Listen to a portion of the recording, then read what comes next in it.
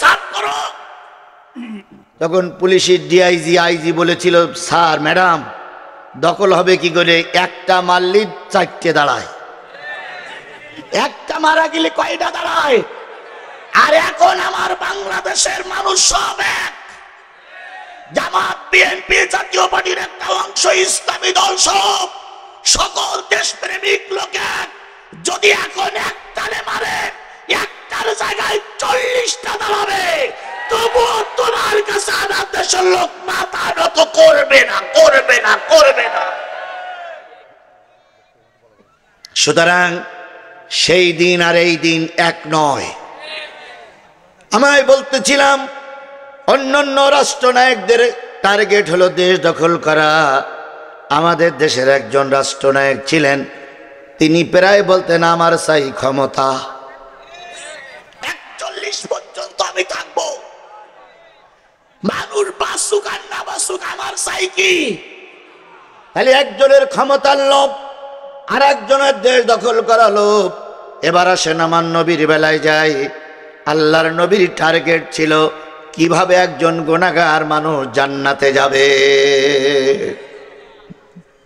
নবী যেই পৃথিবীতে এসেছিলেন কতই রবিউল আউয়াল?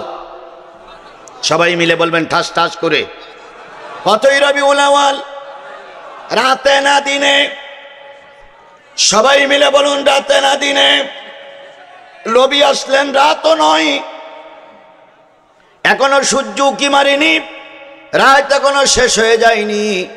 এমন সময় আল্লাহর নবী পৃথিবীতে আসলেন। পৃথিবীতে যখন আসলেন তখন ওই ঘরে একটা লণ্ঠন জ্বালানোর মতন তেল ছিল না। নবীজির ফুপি আম্মা দূরে একটু বাড়ি, তিনি ছুটে এসে বললেন, ভাবিজান শুনলাম একটা ফুটফুটে চাঁদের মতন সন্তান দুনিয়ায় মুখ দেখেছে, কেন তুমি লণ্ঠন জ্বালাও না? আমেনা বলেছিলেন, বুবু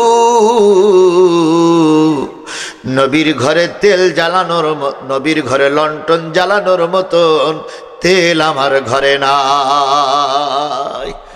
ফুপি আম্মা বললেন, এতই কবাবি সংসার। আমেনা বললেন, ও আমার বুবু জান, আমি নবীকে নিয়ে পেটে যখন রাতে শুয়ে থাকতাম, মাঝরাত্রিতে ঘুম ভেঙে যেত। ঘুম থেকে জেগে আকাশের দিকে তাকায় দেখতাম চাঁদ আর তারকাগুলো খেলা করতেছে। তার মানে তারকার চাঁদ যে ঘরে বসে দেখা যায়, সেই ঘরে কি থাকে না? চাল থাকে না, ছাদ থাকে না। আমেনা বর্ণনা করেছেন, আমি নবীকে পেটে নিয়ে শুয়ে থাকতাম, দক্ষিণ দিক থেকে বাতাস আসলে দক্ষিণ দিকের বেড়াগুলো ভেঙে যেত, উত্তর দিক থেকে বাতাস আসলে উত্তর দিকের বেড়াগুলো ভেঙে যেত। এমন একটা জীর্ণ শীর্ণ ঘরে আসলেন বিশ্বের সবচেয়ে সেরা মানুষ, আমার নবী, আপনার নবী জনাবে মুহাম্মদ রাসূলুল্লাহ সাল্লাল্লাহু আলাইহি ওয়াসাল্লাম। উম্মে হানি বলেন, আমি এসে দেখি নবীর কাপড় দিয়ে জড়ায় রাখা হয়েছে, ঘরটা অন্ধকার। আমি নবীকে কোলে নিলাম, মুখের থেকে কাপড়টা সরাই দিলাম, দুই গালে দুটো চুমা দিলাম। চুমা দেওয়ার পর খেয়াল করি ভাতিজা মুহাম্মাদের ঠোঁট দুটো বিড় বিড় বিড় বিড় বিড় বিড় করে নড়তেছে। ফুপি আম্মা বলেন, আমি নবীকে কোলে তুলে নিয়ে দুই গালে দুটো চুমা দিয়ে বললাম, ভাতিজা ছোট মানুষ, কি যে বলো বুঝি না, কি বলতেছ? সেদিন নবীজির ভাষাগুলো বোঝা যায়নি। এরপরে নবী একটু বড় হয়ে গেলেন। ফুপি আম্মা নবীরে গোলে ভিতরে জড়াই ধরে বলেছিলেন, ও ভাতিজা সেদিন তুমি মুখটা নাড়িয়ে নাড়িয়ে কি বলেছিলে? নবী বলেছিলেন, ফুপি আম্মা জন্মের পরে কেঁদেছিলাম, রব্বি হাবলি উম্মতি, আয় আল্লাহ আমার গুনাহগার উম্মতগুলোরে মাফ করে দাও। তাহলে নবী জন্মের পরে এসে কাঁদলেন কাদের জন্য? সবাই মিলে বলুন কাদের জন্য? আপনারা কি সেই উম্মত? আমরা কি সেই উম্মত? তাহলে আপনারা যদি সেই উম্মত হন, ওই নবীর পরে নাজিল হলো কি? আমি কিসের আলোচনা করার জন্য বসেছি? আপনি যদি সেই নবীর উম্মত হন, সেই নবীর পরে নাজিল হওয়া কোরআনের আলোচনা চলছে, আপনি দোকানে কেন? আপনি রাস্তায় কেন? আর যদিও আপনারা আসছেন, রাস্তায় দাঁড়িয়ে আছেন কেন, এখানে দাঁড়িয়ে আছেন কেন? যদি দাঁড়াই থাকেন নিশ্চয়ই নবীর সঙ্গে বিয়াদবি হচ্ছে। কিয়ামতের দিন নবীর সুপারিশ হয়তো পাওয়া যাবে না। না আমি দেখতেছি। তাহলে নবীর কোরআন আলোচনা হচ্ছে, আমাদের বসা প্রয়োজন আছে না নাই? আরো জোরে বলেন আছে না নাই? আল্লাহ আমাদেরকে শেষ পর্যন্ত কবুল করুক। সামনে চলুন। আল্লাহ নবী সাল্লাল্লাহু আলাইহি সাল্লাম এই দিন প্রতিষ্ঠার জন্য ওহুদে মার খেয়েছে না খায়নি? আরো জোরে বলেন, ওহুদে মার খেয়েছে না খায়নি?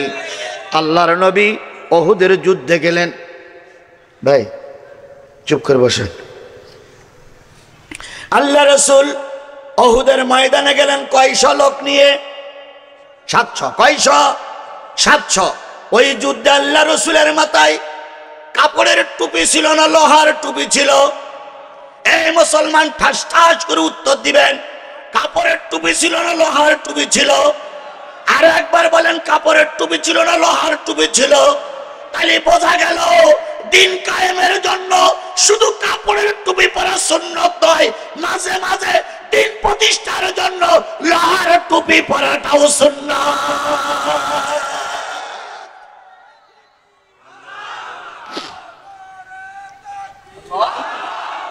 আল্লাহ নবী যখন উহুদের ময়দানে গিয়েছিলেন, কাপড়ের জামা ছিল না লোহার জামা ছিল? জোরে বলেন, কিসের জামা ছিল?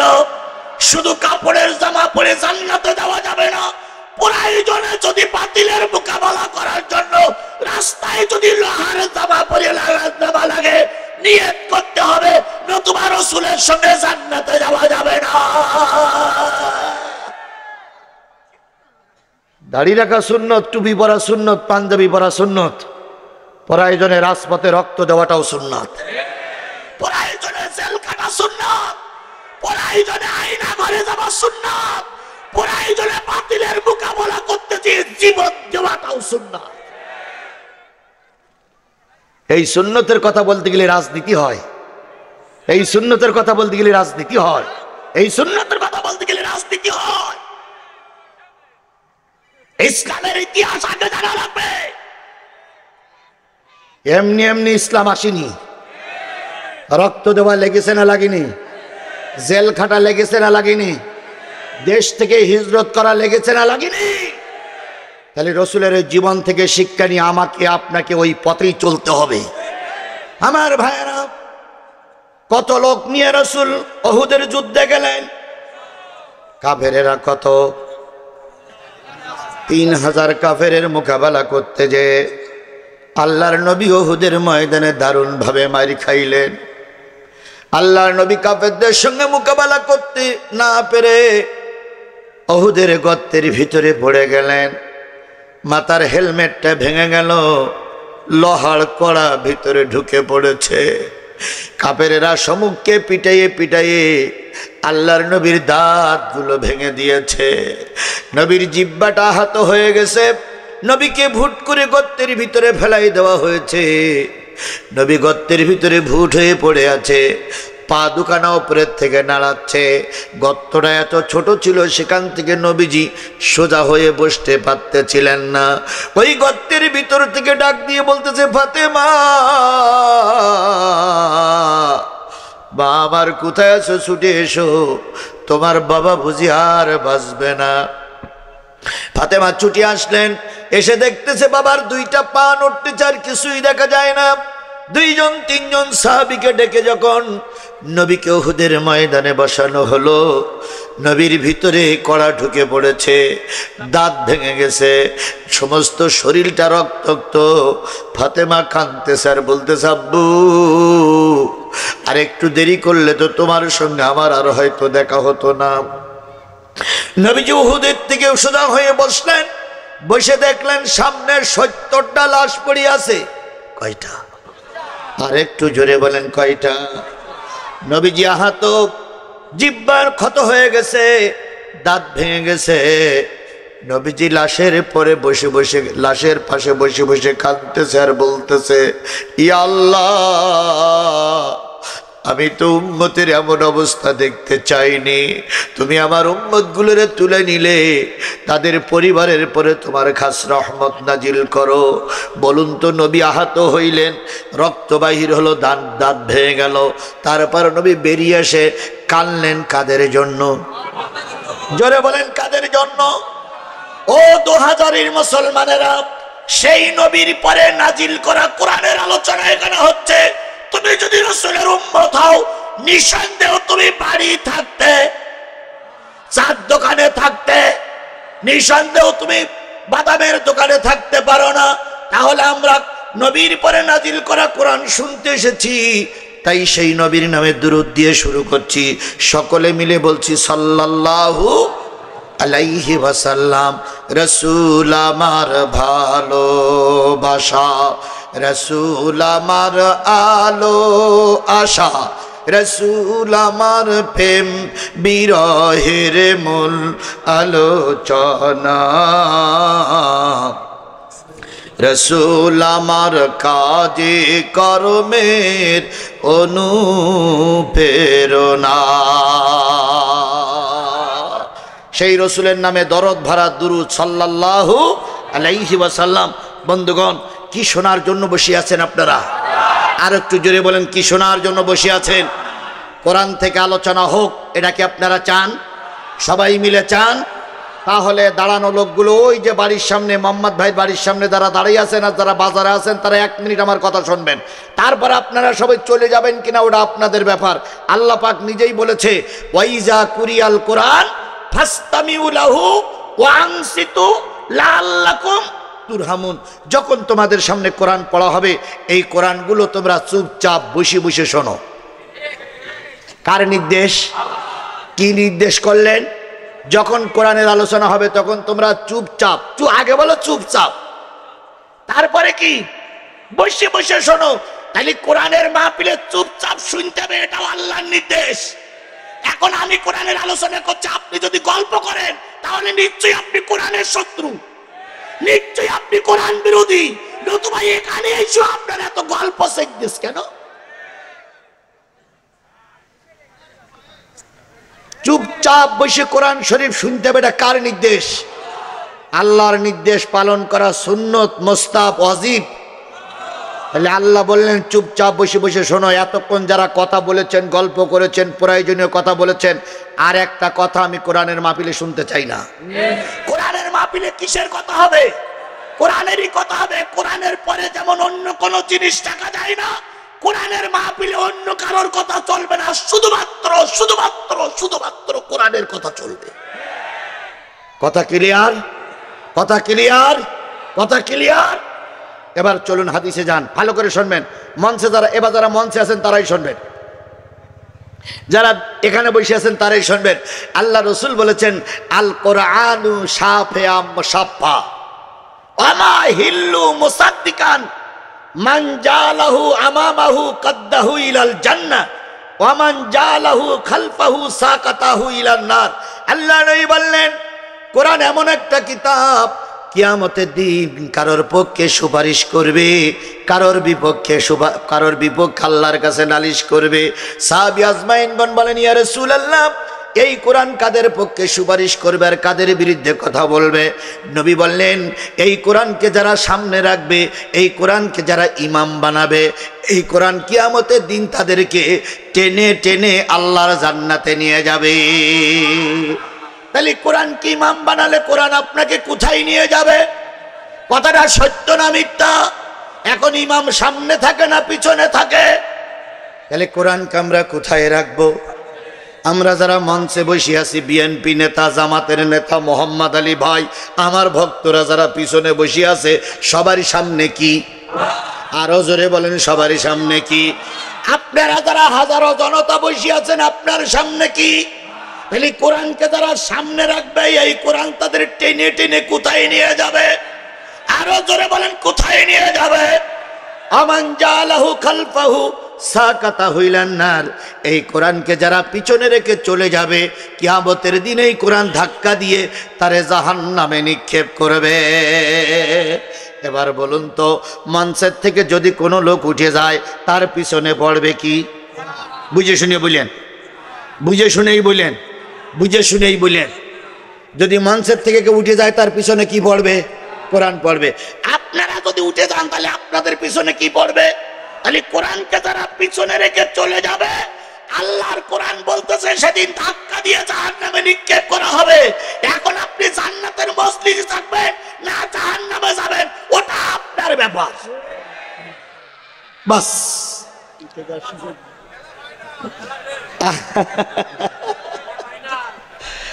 আল্লাহ আপনাকে আমাকে কোরআনের মাহফিলে কবুল করুক। আরো জোরে বলেন, সমাধান চাও যদি জীবনে মরণে, ফিরে যাও খুঁজে নাও চোখ রাখো কোরআনে। সমাধান চাও যদি জীবনে মরণে, ফিরে যাও খুঁজে নাও চোখ রাখো কোরআনে। এ বাণী সকলের নয় শুধু মুমিনের, যারাই চলবে মেনে ফল পাবে কোরআনের। ঘরে বলো কিংবা রাস্তে বলো, ঘরে বলো কিংবা রাস্তে বলো, অশান্তি দূর করে শান্তি আনে। সমাধান, ও সমাধান চাও যদি জীবনে মরণে, ফিরে যাও খুঁজে নাও চোখ রাখো কোরআনে। আর একটা আয়াত বলার পরে ছুটি দেবো, সেটা আল্লাহ বলতেছেন ওয়াকাল আল্লাযীনা কাফারু, আল্লাহ রাব্বুল আলামিন বলতেছেন ওয়াকাল আল্লাযীনা কাফারু লা তাসমাউ লিহাদাল কোরআন। কাফেরেরা বলে এই কোরআন যেন তোমরা শুনো না। তাহলে কাফেরেরা বলে কোরআন শুনতে নিষেধ করে।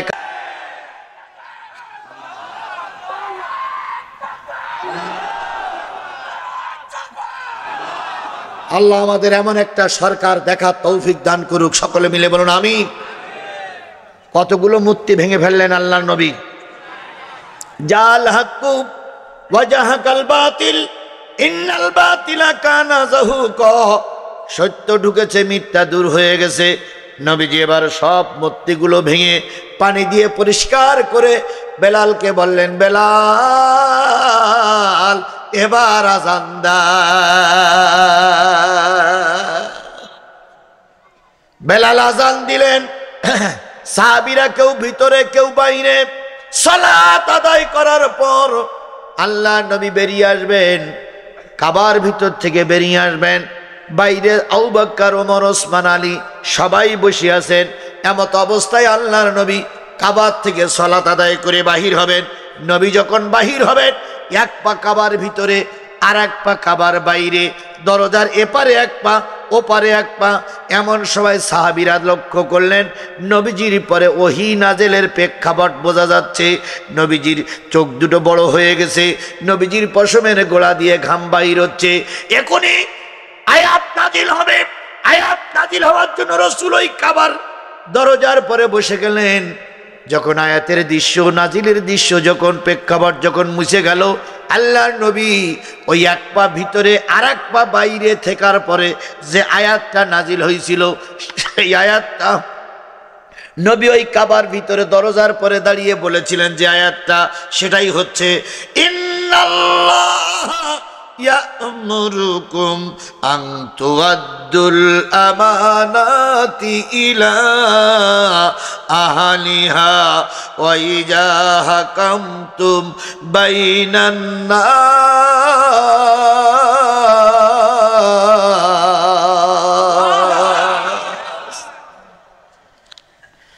নিশ্চয়ই আল্লাহ তোমাকে আদেশ করতেছে আনতুয়াদ্দুল আমানাতি ইলা আহলিহা, তোমার হাতে যে চাবি নামক আমানাতটা আছে, ওই আমানাতটা প্রকৃত যিনি প্রাপক তাকেই দেবা, অন্য কাউকে দেবা না। কে বলছে? আরো জোরে বলেন, কে বলছে? আয়াতের প্রেক্ষাপট, নাজিলের প্রেক্ষাপট, নাজিলের যে অবস্থা ছিল সেটা দূর হয়ে গেল। নবীজি চাবিটা উঁচু করে বলতেছেন, এই সেই চাবি, এই চাবির যিনি চাবি যার কাছে ছিল সেই ওসমান ইবনে তালহা কই? হযরত আবু বকর বলছেন, ইয়া রাসূলুল্লাহ, এই লোকটা কিন্তু চাবি আপনাকে দেয়নি, কয় দেখ আর না দেখ আল্লাহর নির্দেশ। সে কই? ওমর বলেন, ইয়া রাসূলুল্লাহ চাবিটা আমাকে দেন। নবী বললেন, না না, সে কই? যখন নবী জোর করে জোরে জোরে বলতেছেন সে কই, ওই চাবিওয়ালা ওই মজলিসের ভিতরে ছিল। যখন দেখতেছে নবী যখন খুঁজতেছে সে কই, তখন ওই লোকটা ভয়ে বিরাট দৌড়ে দৌড়াইয়ে যেয়ে একটা পাহাড়ের ভিতরে একটা গর্ত, গর্তের ভিতরে ঢুকে পড়েছে শিয়ালের মতন, আমারে যেন খুঁজে না পায়। আচ্ছা বলুন তো এই মজলিসে অতীতের সরকারের দলের কর্মীরা আছে না নাই? আছে না? আছে না? আছে। এখন আমি যদি বলি অমুক ইউনিয়নের সভাপতি, আপনি মঞ্চে আসেন, জনগণ আপনার সঙ্গে একটু সাক্ষাৎ করবে, ও যদি আশপাশে থাকে পালাবে না আসবে? কারণ জানে এতগুলো হাজার হাজার মানুষ যদি হুজুর সামনে নিয়ে একটা করে সিমটি দিতে বলে, তাহলে আমার জীবন শেষ না? এই ভাই তো ও কি মঞ্চে আসবে? জোরে বলেন, মঞ্চে আসবে? আসবে না।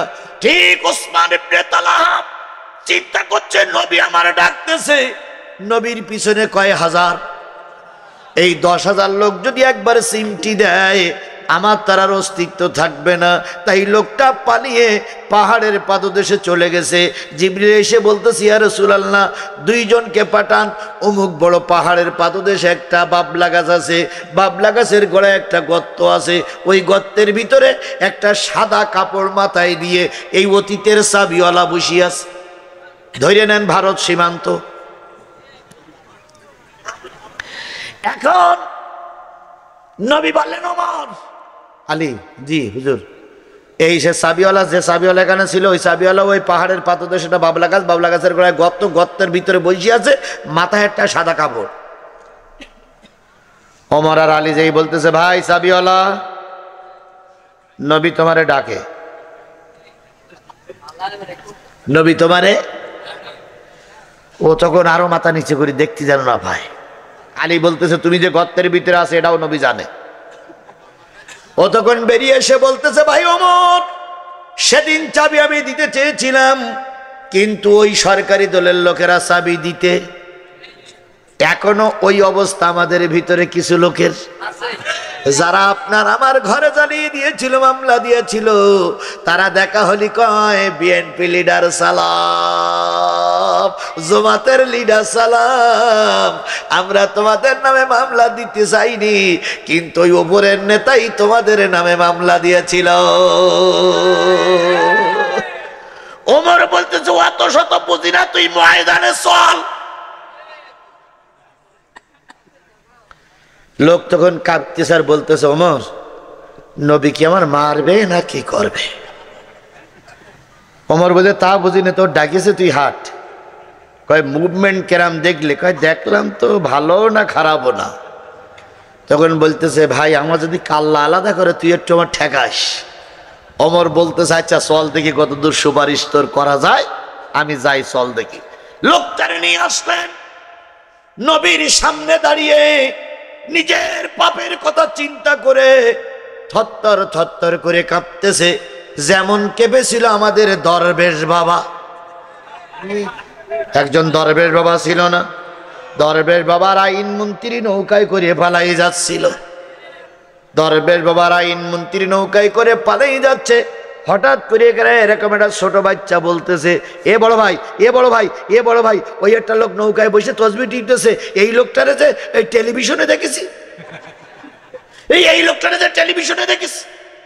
আইন মন্ত্রী তখন বলতে, না না না, আমি না, অন্য কারো দেখেছি। লোকজন সবাই এসে ধরে ফেললো। আইন মন্ত্রী আর দরবেশ বাবার একজন রেখেছে দাড়ি, আর একজন কেটেছে দাড়ি, একজন পরিছে পাঞ্জাবি, আর একজন পরিছে ওই আব্দুর রহমানের হাতাওয়ালা গেঞ্জি, হাফ হাতা, আর 2 জন পরিছে তসবি। পুলিশ এসে যখন 2-4 বাড়ি দিয়েছে, তখন দরবেশ বাবা তসবিহ গুনতে লা ইলাহা ইল্লা আনতা সুবহানাকা ইন্নী কুনতু মিনাজ জালিমিন। এবার পুলিশের এসপি সাহেব বলতেছে, ও আমাদের আমাদের আমাদের বড় সিয়ারের ইউনুস সাহেব, ও আমাদের ইউনুস সাহেব, যার ধরেছি সে তো দোয়া ইউনুস পড়তেছে। ইউনুস সাহেব তখন বলতেছে, ওর বলি দে, পড়িয়ে লাভ হবে না, যে দোয়া পড়তেছে সে লোক বড় সিয়ারে বসে আছে, ওসবার পড়ার সময় নেই। ওদেরও ধরে আনা হচ্ছে, ওরা কাঁপতেছে নবীর সামনে আসার পরে। আর মুজিবার বলেন, এরশাদ বলেন, কাউকে সরকার ঢুকতে দেয়নি। তাহলে কাবার ভিতরে ঢুকে যেটাই চাওয়া যায় সেটাই মালিক কবুল করে নেয়। নবীজি বললেন, আমাকে একটু কাবার ভিতরে ঢুকতে দাও। ওসমান ইবনে তালহা সাবিওয়ালা বলল, না, এ জায়গায় কোনো ছোট বংশের লোক ঢুকতে পারবে না, তুমি হলে অপবিত্র লোক, অপবিত্র লোক এই পবিত্র কাবায় ঢুকতে পারবে না। ভাই একবার চিন্তা করুন তো, নবীরে বলতেছে কি লোক? অপবিত্র লোক, ছোট লোক, তারপরে পরিচয়হীন লোক। এই কথা কি আমার আল্লাহ সহ্য করতে পারে? জোরে বলেন, এই কথা কি আমার আল্লাহ সহ্য করতে পারে? আজকে আমরাও দেখেছি, জাতীয় সংসদ হলো বাংলাদেশের সবচেয়ে একটা পবিত্র জায়গা। সেই জায়গায় মমতাজের মতন লোক গান গাওয়ার সুযোগ পেয়েছে, সেই জায়গায় আল্লামা সাঈদীর মতন লোক ঢোকার সুযোগ পায়নি। তবে সরকারকে ধন্যবাদ জানাই, সম্ভবত আগামী এমপি নির্বাচনে ডিগ্রি পাশের নিচে কোনো লোক এমপি পদপ্রার্থী হতে পারবে না। আমরা ওটাই চাই, শিক্ষিত লোক জাতীয় সংসদে যাক। কথা বলেন ঠিক না বেটি? কোন মূর্খ কান্না গবের জন্য জাতীয় সংসদে যেতে না পারে। জাতীয় সংসদে এমনও এমপি গেছে, এক মহিলা এমপি পড়তেছে, মাননীয় স্পিকার, আমি নদী ভাঙ্গা এলাকার ক্ষতি করা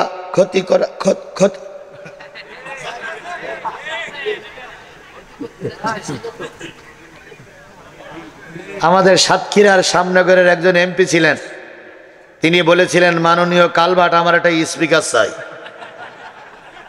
মাননীয় কালভার্ট আমার একটা স্পিকার চাই, মাননীয় কালভার্ট আমার একটা স্পিকার চাই। স্পিকার বলতে আপনি কি বলতেছেন হিসাব কিতাব করে বলুন। আমি সরকারি দলের এমপি, মাননীয় কালভার্ট আমার স্পিকার দেওয়াই লাগবে। তুই স্পিকার সাহেব বলতেছে, আপনি কি বলতেছেন একটু ভালো করে বুঝে শুনে বলুন। তো বলছে, আমি তো বলতেছি আমার মাননীয় কালভার্ট আমার একটা স্পিকার দেওয়াই লাগবে।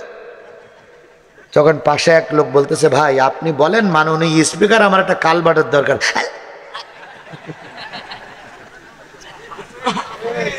এরা জাতীয় সংসদটা অপবিত্র করে রেখে এসেছে। কথা বলেন। মমতাজের মতন বাজে একটা মহিলা বাংলাদেশে আর দ্বিতীয় কেউ আছে বলে মনে হয় না। সে দেহ ব্যবসা করে একেবারে নিচের থেকে শুরু করে ওই জাতীয় সংসদ পর্যন্ত এমপিদের সঙ্গে কুলুঝুলু করা পার্টি, সেই পার্টি মমতাজের মতন পার্টি যদি জাতীয় সংসদে গান গায়, তাহলে জাতীয় সংসদ পবিত্র জায়গাটা অপবিত্র হয়ে যায়। কাবা একটা পবিত্র জায়গা, সেই জায়গায় ন্যাংটা লোকেরা যাবে, আমার নবী যেতে পারবে না। আমাকে নবীকে বলা হলো অপবিত্র। কথা বলেন ঠিক না বেঠিক? আল্লাহর নবী কথাটা শুনলেন, দুই চোখের পানি ফেলায় কেঁদে কেঁদে বললেন, মালিক নবুয়াত পেয়েছি বলে দেখো তারা কত কি বলে, মালিক তুমি সহায় থাকো। আল্লাহ রাব্বুল আলামিন বললেন, হাবিব ধৈর্য ধারণ করো, ধৈর্যের ফলটা কখনো খারাপ হয় না।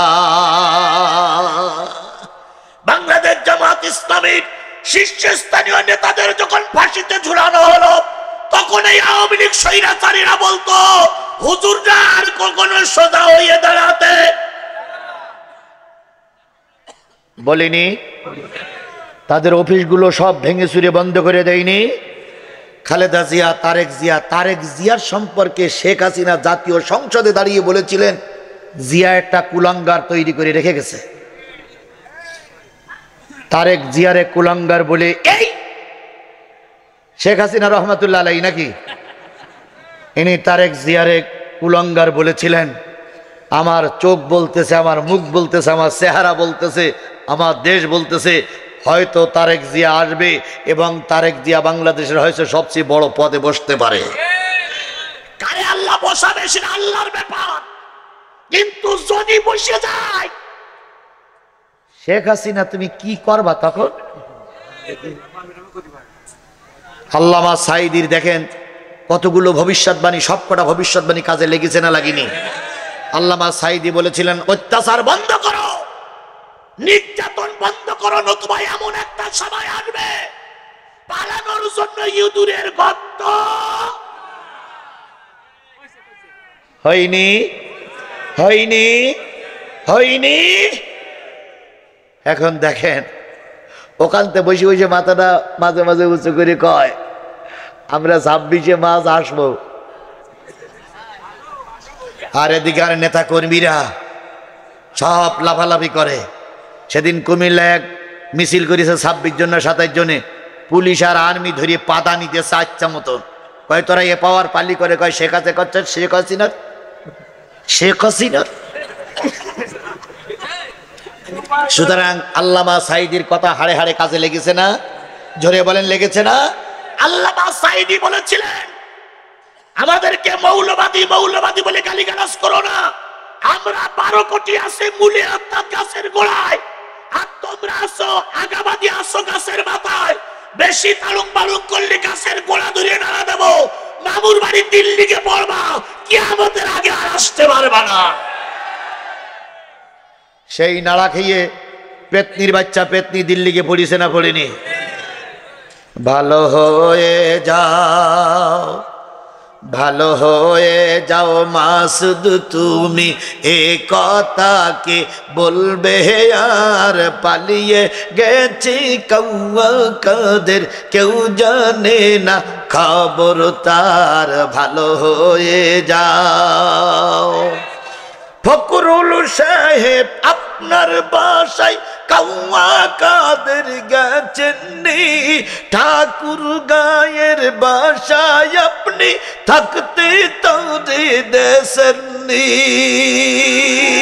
তার সাথে যে হিসাব বাকি, হায় হায়, তার সাথে যে হিসাব বাকি আছে কোটি জনতার, পালিয়ে গেছে কৌয়া কাদের, কেউ জানে না।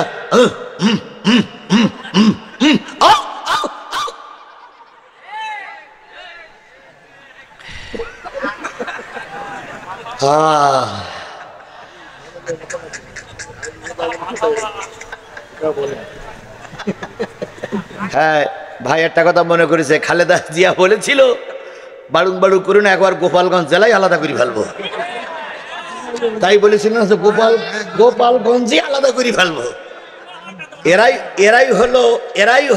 এরাই হলো কি বলে আপসীন নেত্রী, আর উনি ছিলেন মানস কন্যা। তাই এত মানস কন্যা যদি এত ক্ষতি করে তাহলে অমানুষ কন্যা কেনা।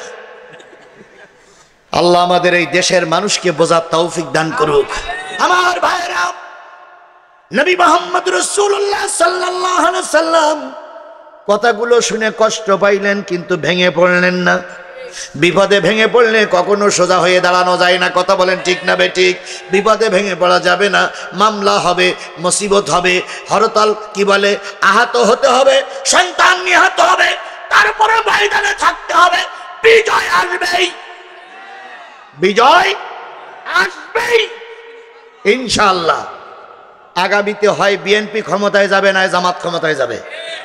দুই পার্টির এক পার্টি ক্ষমতায় যাবে। যদি বিএনপি ক্ষমতায় যায়, বিরোধী দল কারা? জামাত ইসলামী। জামাত যদি ক্ষমতায় যায়, বিরোধী দল কারা? বিএনপি। তাহলে বিএনপি আর জামাতের সম্মান টিকে থাকবে, কারণ তারা এই দুই দল সবচেয়ে বেশি নির্যাতিত।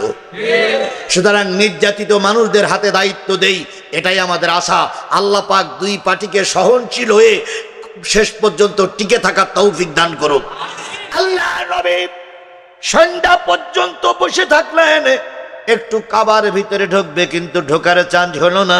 শেষ পর্যন্ত চাবিওয়ালা তালা মেরে আবার যখন বন্ধ করে চলে যাচ্ছে, ইতিমধ্যে নেতারা সব চলে গেছে। আল্লাহ নবী এবার যেই ওসমান ইবনে তালহার হাতখানা ধরে বলতেছে, ভাই তখন একটা ভয় ছিল নেতারা এসে দেখে ফেলবে, এখন সন্ধ্যা ঘনিয়ে গেছে ভাই, এখন আর নেতারা কেউ ফিরে আসবে না, দয়া করে একটু ঢুকতে দাও। ওসমান ইবনে তালহা চাবিওয়ালা বললেন, না না না, এখানে তোমাকে ঢুকতে দেওয়া হবে না। আল্লাহর নবী সাল্লাল্লাহু আলাইহি সাল্লাম সকাল থেকে বসে আছেন, সন্ধ্যা পর্যন্ত কোনো প্রতিবাদ করেন নাই। এরপরে আল্লাহর নবী যখন ওই লোকটা তালা মেরে যখন চাবি নিয়ে চলে যায়, নবী এবার দাঁড়িয়ে বলেন, ভাই শোনো, দাঁড়াও দাঁড়াও। চাবিওয়ালা ভাই, তালাওয়ালা ভাই দাঁড়াও। কি হয়েছে? কাগজ কলম আছে? কয় কেন? কয় কাগজ কলম থাকে যদি আজকের দিন তারিখ দিয়ে লিখে রাখো, যে চাবি তুমি আমাকে দিলে না, যে কাবায় আমি ঢুকতে পারলাম না, তুমি লিখে রাখো একদিন ওই কাবার চাবি মুহাম্মাদের হাতে আসবে। একটু সুবহানাল্লাহ বলবেন না? সুবহানাল্লাহ বলবেন না? সুবহানাল্লাহ বলবেন না? কাবার চাবি একদিন নবী মুহাম্মাদের হাতে। ওসমান ইবনে তালহা ফিরিয়ে বলতেছে, কথাটা কি হইল? ছোট মুখী বড় কথা। নবীজি বললেন, লিখে রাখো একদিন এই চাবি আমার হাতে আসবে। ওসমান ইবনে তালহা সরকারি দলের লোক, হুমকি দিয়ে বলতেছে। তখন কি আবু জেহেল, আবু সুফিয়ান, উতবা সাহেব, ওয়ালিদ ইবনে মুগিরা, আবু লাহাবরা বেশি থাকবে না, ক্ষমতায় থাকবে না।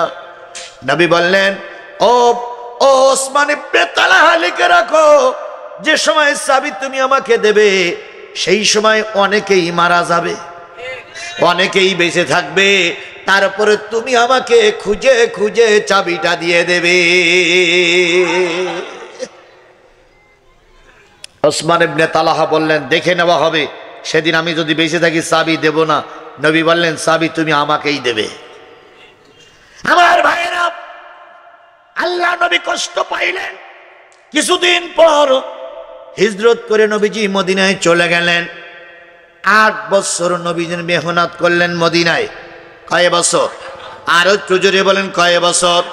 8 বছর মেহনত করার পরে আল্লাহ নবী পবিত্র 8ম হিজরি সনের পবিত্র রমজান মাসে 10,000 মুজাহিদ নিয়ে মক্কা বিজয় করে ফেলেছে। মাঝখানে গেল কয় বছর? 8 বছরের ভিতরে বদরের যুদ্ধ হয়ে গেছে, উহুদের যুদ্ধ হয়ে গেছে, খন্দকের যুদ্ধ হয়ে গেছে, তাবুকের যুদ্ধ হয়ে গেছে, বড় বড় যুদ্ধ সংগঠিত হয়ে গেছে। রসুলের দলে এখন কয় হাজার? 10,000। কত হিজরি? 8ম হিজরি। কি মাস? রোজার মাস। 10,000 সৈন্য নিয়ে আল্লাহ নবী সাল্লাল্লাহু আলাইহি সাল্লাম মক্কা বিজয় করে ফেললেন। বিজয় করার পর নবীজি একটা টিলার পরে দাঁড়িয়ে বললেন, ও মক্কাবাসী, আমি মক্কা বিজয় করেছি, যারা ঘরের ভিতরে থাকবা তারা নিরাপদ, যারা অস্ত্র ফেলাই দেবা তারা নিরাপদ, তাদের জন্য আমি কোনো প্রতিশোধ নিতে আসিনি। এখন আমি কাবায় ঢুকতে চাই, একটু সালাত আদায় করতে চাই। নবী ঘোষণা দিয়ে নিয়েছে। এসে বেলালকে বললেন, বেলাল, 8টা বছর দেলের ভিতরে সেই সমস্ত কথাগুলো পুড়ে পুড়ে ছাই করতেছে, আমার দেলটা পুড়ে পুড়ে ছাই হয়ে যায়। বেলাল, আজান দাও, কাবার ভিতরে একটু ঢুকবো, কাবার ভিতরে একটু নামাজ আদায় করবো। বেলাল, আজান দাও। বেলাল আজান দেওয়ার জন্য কাবার ঘরের সামনে যেয়ে দেখে তালা মারা। কি মারা? আরো জোরে। হযরত বেলাল বলেন, ইয়া রাসূলুল্লাহ, তালা মারা। নবীজি বলতেছে, এখনো তালা মারা? কাবায় তালা মারলো কে? সে যে এক চাবিওয়ালা, চাবিওয়ালা। কাবায় তালা মারলো কে? সে যে এক চাবিওয়ালা, চাবিওয়ালা। আল্লাহ নবী বললেন, বেলাল, চাবিওয়ালারা খোঁজো। বেলাল বলেন, ইয়া রাসূলুল্লাহ, সারা দুনিয়ায় চাবিওয়ালারা খুঁজে পাওয়া যাচ্ছে না। তাহলে নবীজি বলে গেছিলেন 8 বছর আগে চাবি আমাদের হাতে আসবে, কাবা আমরা দখল করব। এখন চাবি আসার মতন পরিবেশ তৈরি হয়ে গেছে, চাবিওয়ালার এখন খুঁজে পাওয়া যাচ্ছে না। নবীজি বললেন, বেলাল চাবিওয়ালারা যদি খুঁজে না পাওয়া যায়, ছাদের পরে দাঁড়িয়ে আজান দাও। ওঠো ছাদের পরে। যেভাবেই হোক বেলাল ছাদের পরে উঠলেন। ছাদের পরে দাঁড়িয়ে বেলাল আজান দিচ্ছে, আল্লাহু আকবার, আল্লাহু আকবার, আল্লাহু আকবার, আল্লাহু আকবার, আশহাদু আল্লা ইলাহা ইল্লাল্লাহ,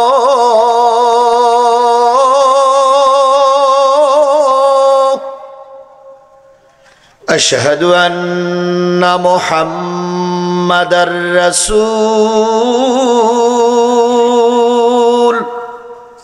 লুল্লাহ। আর বলে না, কিরে বেলাল আজান থেমে গেল কেন? কই ইয়া রাসূলুল্লাহ, কাবার ছাদের পরে এক লোক ভূত হয়ে শুয়ে আছে। হ্যাঁ, ভূত হয়ে শুয়ে আছে। ও লোকের নাম কি? না, বেলাল বলতে আজান বাদ দে, শুনে দেখি। আজান বাদ দে, ওই লোকটার মাথায় হাত দিয়ে বলি, ও ভাই, ও ভাই, ও ভাই। ও কথাই বলে না। মাথা ধরি না দিলি পা নড়ে, পা ধরি নাড়া দিলি মাথা নড়ে। নবীজি বলেন, বেলাল কি খবর? কই ইয়া রাসূলুল্লাহ, সমস্ত শরীর নড়ে কিন্তু চোখ খোলে না, কথাও বলে না। নবীজি বললেন, বেলাল নামটাম কিছুই বলে না, মাথার কাছে যাও, একটু উঁচু করে ধরো তো দেখে আমি লোকটারে চিনতে পারি কিনা। বেলাল পিছন দিক থেকে যেয়ে মাথার কাছে উঁচু করে নবীজির চেহারার সঙ্গে মিলাই দেখেছে। নবীজি বললেন, তুমি সেই চাবিওয়ালা না? 8 বছর আগে তুমি চাবি দিচ্ছাই না, তুমি সেই লোক না? দেখো ভাই, চাবিটা দিয়ে দাও। সুবহানাল্লাহ, সুবহানাল্লাহ, সুবহানাল্লাহ। কয় বছর কান্নাকাটি করা লেগেছে, 8 বছর পরে কাবার একটা চাবি নেওয়া লেগেছে। আর তুমি আমি রাতারাতি সরকার গঠন করি ফেলবা, অত সহজ নয়, অত সহজ নয়। তারেক জিয়া লন্ডন থেকে সেদিনকে বাংলাদেশের কি বলে ফোনে এদেশে কথা বলতে যে এক প্রকার তারেক জিয়া বলতেছে, মনে করি না বিএনপি ক্ষমতায় চলে গেছে, অত সহজ নয়। কারণ বিএনপির মানুষের দ্বারে দ্বারে যাওয়া লাগবে। বিএনপিকে বোঝাতে হবে যে আমরা দেশের জন্য ছিলাম, দেশের জন্য আছি। হঠাৎ করে ওখান থেকে হঠাৎ করে ক্ষমতায় যাওয়া এ চিন্তা ভাবনা করিও না। আর তারেক জিয়া আসলে বুঝতেই পারতেছে না যে দেশে কি হচ্ছে। কারণ তারেক জিয়া যদি দেশে আসতেন তাহলে আরো ভালো হইতো। কথা বলেন ঠিক না বেঠিক? আমি ওই দিকে যাচ্ছি না, আমি শুধু বলতেছি ক্ষমতায় যাওয়া অত সহজ নয়। আল্লাহ নবী কয় বছর কাঁদলেন? 8 বছর মেহনতের পরে সফলতা এখনো আসেনি। সফলতা আসবে, তার ভিতরে এখনো কিছু কিছু কুচক্কুরি মহল আছে। আমাদের দেশে এখনো আওয়ামী লীগের কুচক্কুরি মহল আছে না নাই? আরো জোরে বলেন, আছে না নাই? ওরা মাঝে মাঝে সেনাকুলু করার জন্য চেষ্টা করছে। ওরা মাঝে মাঝে কৃষক কি বলে রিক্সা লীগ, রিক্সার নামে ওরা রাস্তায় নামতেছে। মাঝে মাঝে আনসারের হয়ে ওরা রাস্তায় নামতেছে। মাঝে মাঝে দেশটার অশান্ত করার জন্য চেষ্টা করতেছে। এই মুহূর্তে সবচাইতে বড় প্রয়োজন হলো দেশের সব মানুষের ঐক্য। আল্লাহ আল্লাহ আল্লাহ আল্লাহ আল্লাহ আপনাকে আমাকে ধৈর্যের সঙ্গে মোকাবেলা করার তৌফিক দান করুক। আরেকটু জোরে বলেন আমিন, আরো জোরে আমিন, আরো জোরে আমিন। কথা শেষ করতে আর মাত্র 15-20 মিনিট সময় লাগবে। দেবেন তো আপনারা? কটা বাজে দেখেন তো? 11:50। তাহলে আর 12টা বাজে কয় মিনিট? তাহলে আপনারা যারা 12টা পর্যন্ত থাকতে চাইছিলেন তারা উঠতেছেন কেন? 12টা অন্তত বাজুক।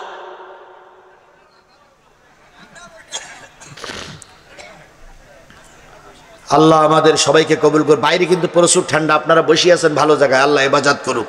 আমার ভাইয়েরা, আসুন আমরা কোরআন শরীফের ভিতরে ঢোকার জন্য পরিবেশ তৈরি করতেছি। ও আমার জাতি, ও আমার ভাই, আল্লাহর নবী সাল্লাল্লাহু আলাইহি সাল্লাম বললেন, সাবিওয়ালা ওসমান ইবনে তালহা, চাবিটা দাও ভাই আমার। ওসমান ইবনে তালহা বললেন, চাবি দেওয়া নিষেধ আছে। কে নিষেধ করেছে? তাই এখন আবু সুফিয়ান বেশি আছে, আবু সুফিয়ান নিষেধ করেছে। নবীজি বললেন, ওমর। লাব্বাইক ইয়া রাসূলুল্লাহ। আলী, লাব্বাইক ইয়া রাসূলুল্লাহ। সোজা আঙুলি মনে হয় ঘি উঠবে না, আঙুলটা একটু কি করা লাগবে? বাঁকা করা লাগবে। ও যখন সহজে চাবি দিচ্ছে না, ওমর তোমার একটু যাওয়া লাগে যে। ওমর নিচে দাঁড়াই বলতেছে, আমারে চেনস? এই চাবিওয়ালা, আমারে চেনস? মোর বাড়ি বরিশাল, মোর বাবা চৌকিদার নাকি আছে না? আমারে চেনস? ওমর বলতেছে, শোন, আমি যে রাস্তায় চলি সে রাস্তায় শয়তানও চলে না। আমাকে দেখিয়ে শয়তান ভয় পায়, তুই যদি ভুল বুঝে থাকিস সেটা আলাদা ব্যাপার। তা তুই চাবি দিবি না দিবি না? কিছুই কয় না। আলী রাদিয়াল্লাহু তাআলা বলতে, আমারে চেনো? খায়বারের যুদ্ধে ঢাল ভেঙে গেল, দুর্গ ধরে টান দিলাম, দুর্গই কপট হয়ে গেল। শেষ পর্যন্ত ওই কপাট দিয়ে যুদ্ধ করে কপাট ফেলাই দিলাম। পরে ওজন করে দেখা গেল একটা দুর্গের কপাটের ওজন হলো 16 মণ। তাহলে 16 মণ ঢাল, আমি 16 মণ দুর্গ উঁচু করি, আমি কিন্তু যুদ্ধে করেছি, আমি কিন্তু সেই আলী। আমারে চেনস? কিছুই কয় না। ওমর বললেন, বেলাল, আলী ওই পাশটা ওঠো। আর আমি এই পাশটা উঠেছি, দেখি ও কি করে চাবি নাতে থাকে। ওমর বললেন, ওঠার আগে আমি 3টে শব্দ করব, এর ভিতরে যদি চাবি না দিস তোর খবর হয়ে যাবে। ওয়াহিদ, ইসনানে, সালা। এই নেন চাবি। কথায় বলে, শক্তের ভক্ত নরমের জম। এই নেন চাবি। চাবিটা নিলেন। আল্লাহর নবী সাল্লাল্লাহু আলাইহি সাল্লাম কাবার ভিতরে ঢুকলেন, কাবার তালা খুললেন, কাবার ভিতরে ঢুকলেন। কতগুলো মূর্তি বাইরে আর ভিতরে? 350-360টা মূর্তি ঘরে আর বাইরে। ওই মূর্তির ভিতরে ইব্রাহিম খলিলুল্লাহর মূর্তি ছিল, ওই মূর্তির ভিতরে ইসমাইল জবিউল্লাহর মূর্তি ছিল, ওই মূর্তির ভিতরে ঈসা রুহুল্লাহর মূর্তি ছিল, ওই মূর্তির ভিতরে মা মারিয়ামের মূর্তি ছিল। তাহলে বলুন তো, মুজিবারের সম্মান বেশি, জিয়াউর রহমানের সম্মান বেশি, না ইব্রাহিম আলাইহিস সালামের সম্মান বেশি? ইব্রাহিম নবীর মূর্তি কাবার থেকে ভেঙে বের করে দেওয়া হয়ে গেল, তাহলে কেন মুসলমানদের দেশে মুজিবারের মূর্তি, জিয়ার মূর্তি তৈরি করব?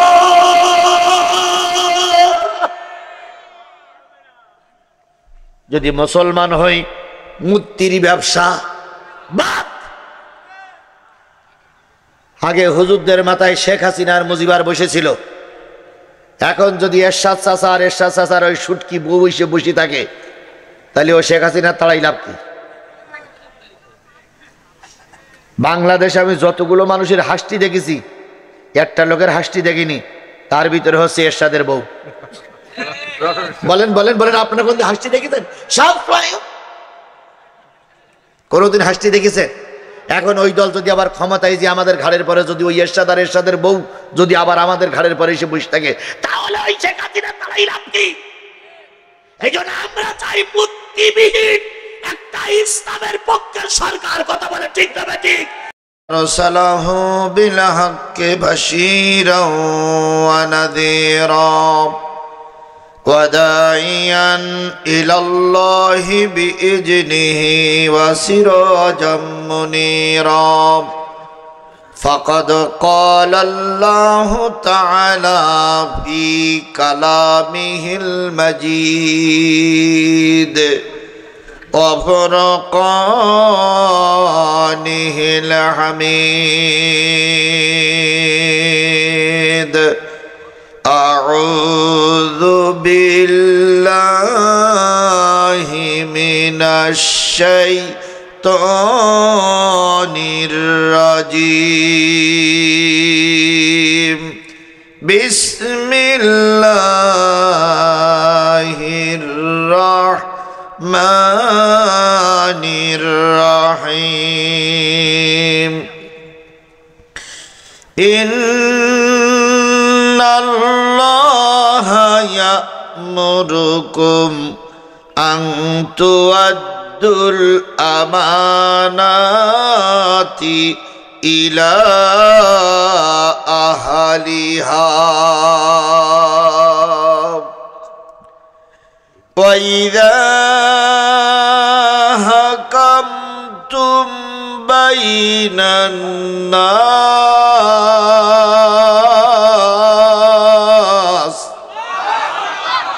أن تحكموا بالعدل إن الله نعم ما يعظكم به إن الله كان سميعا بصيرا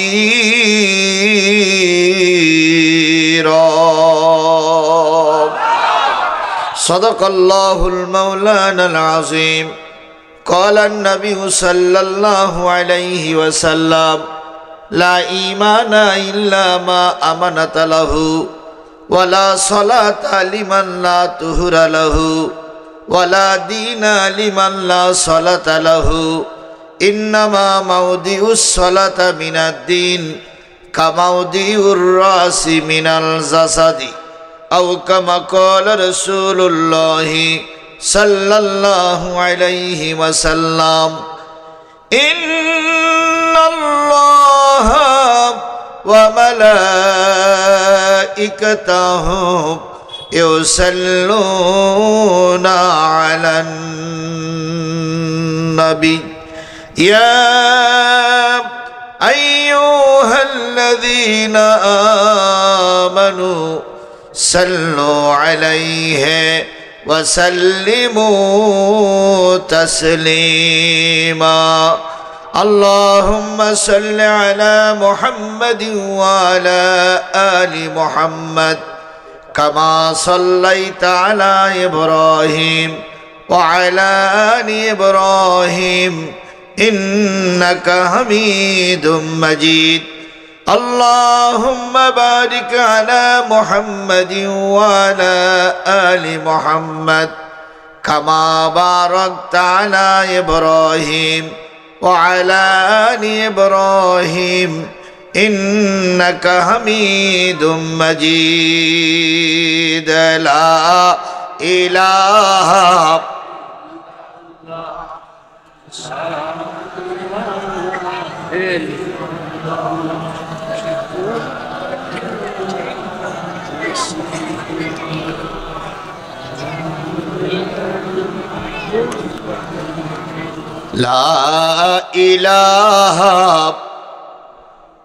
لا إله إلا الله محمد رسول الله لا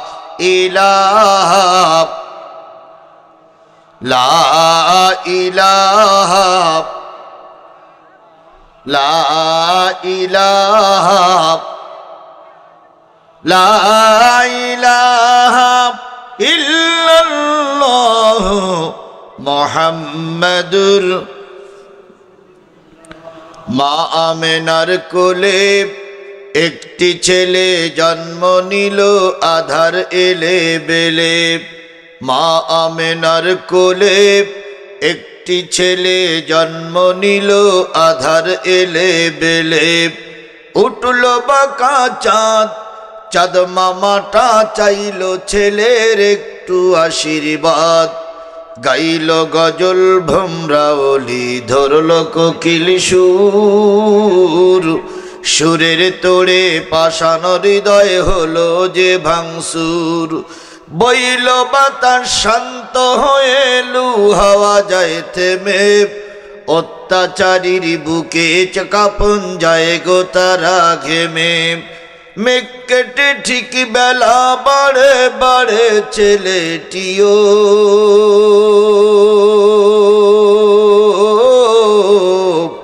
সেই ছেলেটি আমার নবী, সবার তিনি প্রিয়। লা ইলাহা, জোরে জোরে লা ইলাহা, আরো জোরে লা ইলাহা, লা ইলাহা ইল্লাল্লাহ মুহাম্মাদুর রাসূলুল্লাহ। লা ইলাহা, লা ইলাহা, লা ইলাহা ইল্লাল্লাহ মুহাম্মাদুর। সকলে জবান খুলে একসাথে এক বাক্যে বলছি সাল্লাল্লাহু আলাইহি ওয়াসাল্লাম। বাগেরহাট জেলার ফকিরহাট উপজেলা, ফকিরহাট উপজেলার দোহাজারি আলোহাজ সরদার শাহজাহান আলী হাফিজিয়া মাদ্রাসা ও জামে মসজিদ কমিটির উদ্যোগে অনুষ্ঠিত হচ্ছে 25তম একদিন ব্যাপী তাফসিরুল কোরআন মাহফিল। 27শে জানুয়ারি 2025, 13ই মাঘ 1431 বঙ্গাব্দ, রোজ সোমবার।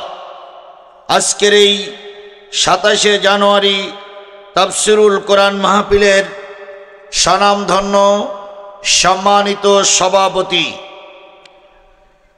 প্রতিষ্ঠাতা অত্র মাদ্রাসা, বিশিষ্ট শিল্পপতি ও সমাজসেবক, আমার প্রিয় ভাই, আপনাদের এলাকার প্রিয় মুখ, এলাকার কৃতি সন্তান, বিশিষ্ট দানবীর, জননেতা জনাব আলহাজ সর্দার মোহাম্মদ আলী সাহেব।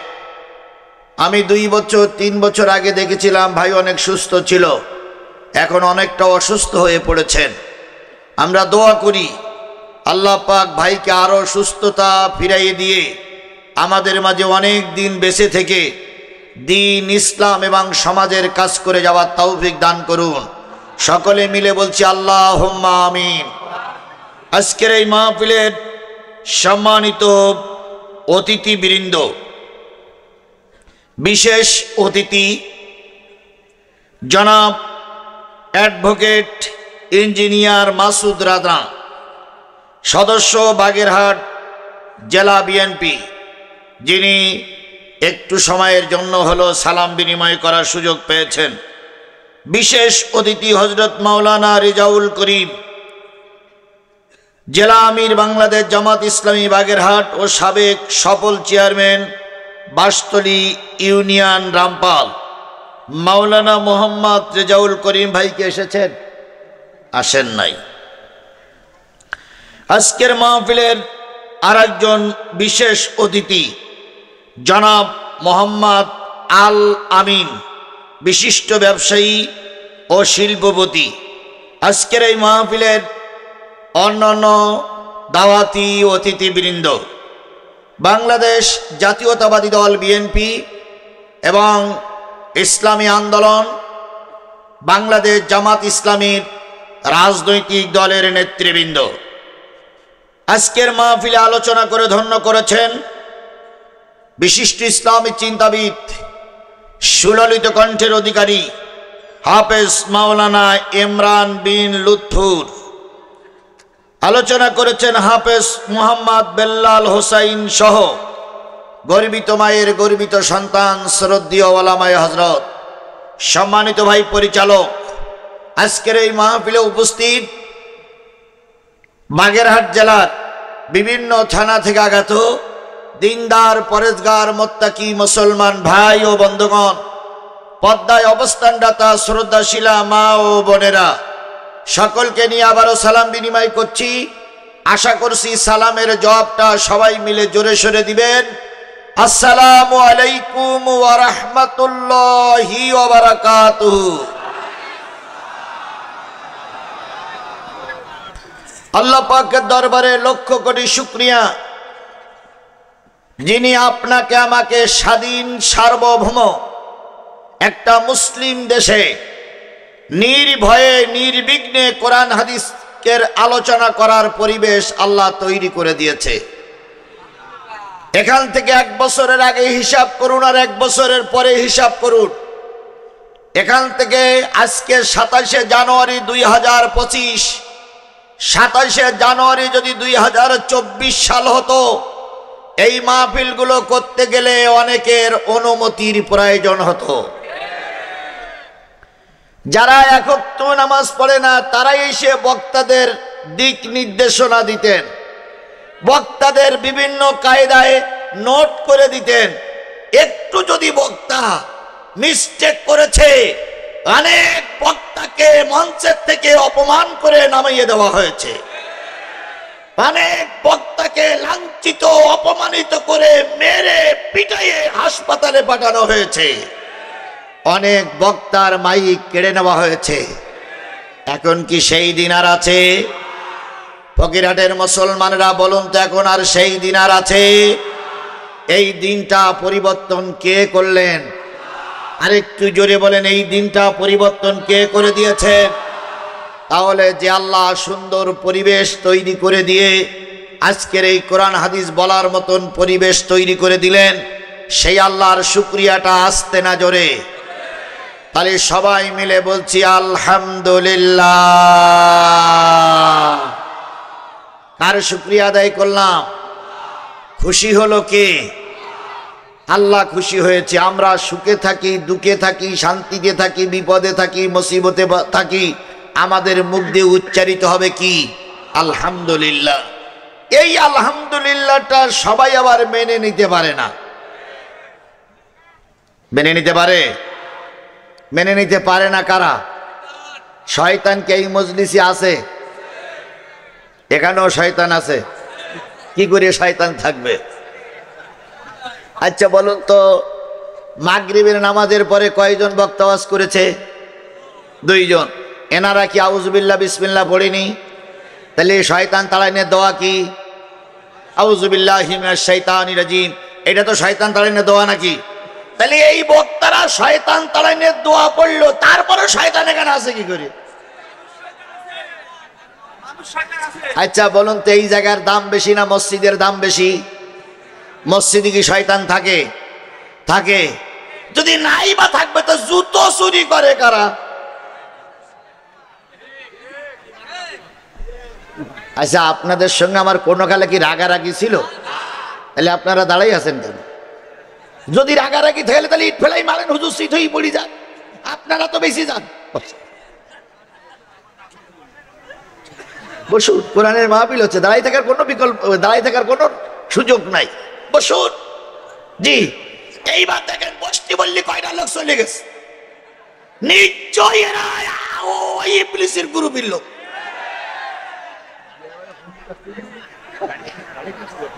আশ্চর্য ব্যাপার, আমি বসতি বললাম আর ওরা চলে গেলে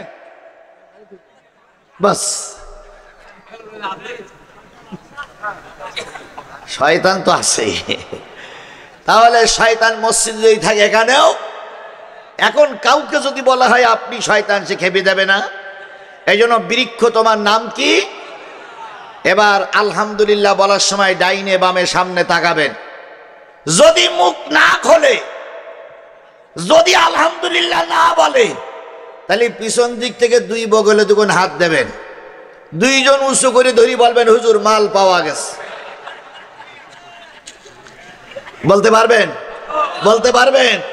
তাহলে এবার ডাইনে বামে সামনের দিকে তাকিয়ে মহান মালিকের নামে শুকরিয়া আদায় করছি। কারোর জবান বন্ধ থাকবে না, সকলে মিলে বলছি আলহামদুলিল্লাহ। আল্লাহ বলতেছেন সাব্বাহা লিল্লাহি মা ফিস সামাওয়াতি ওয়া মা ফিল আরদ ওয়া হুয়াল আজিজুল হাকীম। আল্লাহ বললে বান্দা শোনো, আসমানে যা আছে, জমিনে যা আছে, জমিনের নিচে যা আছে, জমিনের উপরে যা আছে, নিচে যা আছে, আসমানের নিচে যা আছে, সাগর উপসাগর নদ নদী খাল বিলের ভিতরে যা আছে, ইচ্ছায় হোক আর অনিচ্ছায় হোক, সবাই শুকরিয়া আদায় করে কার? আর একটু জোরে বলেন, শুকরিয়া আদায় করে কার? কেবলমাত্র শুধুমাত্র মানুষ একটু পাওয়ারেই বসলেই আল্লাহকে বেমালুম ভুলে যায়।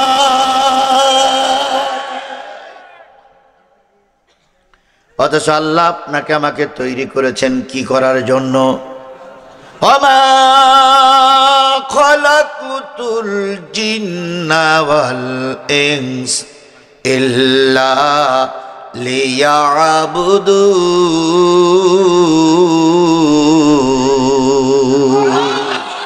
আমি মানুষ আর জিনকে শুধুমাত্র কেবলমাত্র একমাত্র ইবাদত করার জন্যই তৈরি করেছি।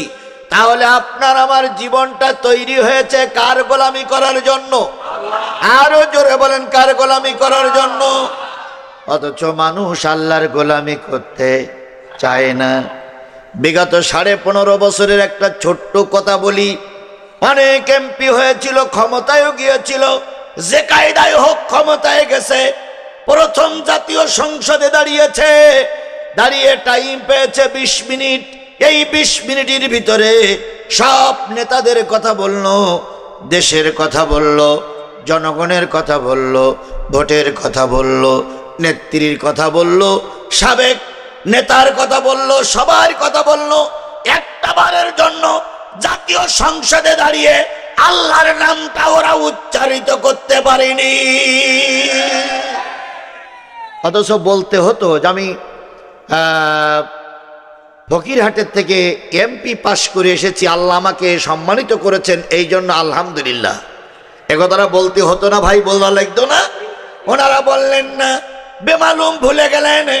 আল্লাহ ডাইরেক্ট বলতেছে, বান্দা যে কায়দায় হোক তুই এমপি হলি, যে কায়দায় হোক তোর জাতীয় সংসদের সম্মানের পদ তুই পেলে, প্রথম শব্দটা তুই আলহামদুলিল্লাহ না বলে নেতার কথা প্রশংসা করলি। এখন যে জনগণ তোর গলায় পরাচ্ছে ফুলের মালা, ও আমার বান্দা শুনে রাখ, ওই জনগণ আবার কিছুদিন পরে তোর গলায় পরাবে জুতোর মালা। হয়েছে না হয়নি? এই কথা বলেন, হয়েছে না হয়নি? যারা এত ক্ষমতার মালিক, পালানোর নিয়ত ছিল না, সাল গণনা করেই চলতো, তারাই দেখা গেল কুকুরের মতো লেজ গোটাই নিয়ে বিমানে পালিয়ে যেতে বাধ্য হয়েছে। এই জন্য সুখে থাকি দুঃখে থাকি শুকরিয়া আদায় করব কার? আমরাও এই মুহূর্তে কার শুকরিয়া আদায় করছি? আলহামদুলিল্লাহ।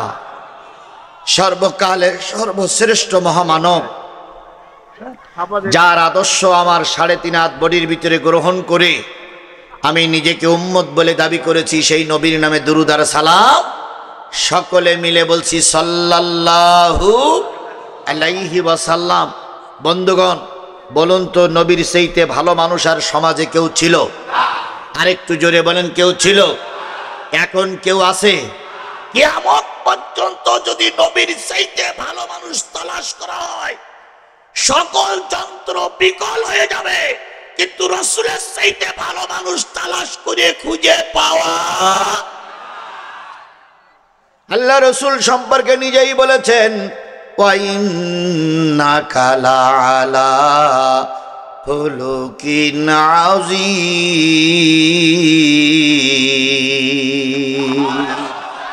ওগো নবী, আমি আপনাকে উত্তম চরিত্রের অধিকারী বানিয়েছি। নবীর চাইতে ভালো মানুষ সমাজে আর কেউ ছিল না।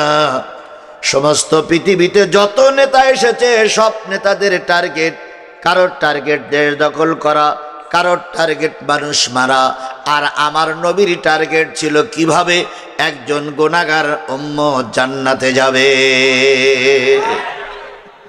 বিশ্বের সবচেয়ে বড় শক্তিশালী দেশ হলো আমেরিকা। কথা বলেন, এই আমেরিকার টার্গেট থাকে কিভাবে অন্যের দেশ দখল।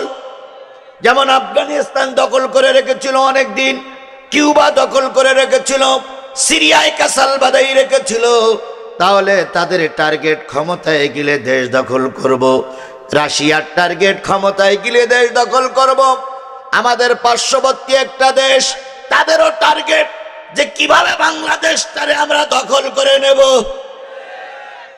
প্রায় ক্ষমতায় বসে বলে, চেয়ারে বসে বলে আমরা দিনাজপুর দখল করব, চট্টগ্রাম দখল করবে, চট্টগ্রাম দখল করব। আপনারা আপনাদের দেশ নিয়ে থাকেন, অন্যের দেশের পরে নজর দেওয়ার চেষ্টা করেন না। কারণ আমাদের হয়তো সম্পদ কম, আমাদের হয়তো মারণাস্ত্র নাই, আমাদের হয়তো পারমাণবিক বোমা নাই, কিন্তু ভারত শুনে রেখো, আমার দেশের লোকের যা আছে তোমার তাই নাই।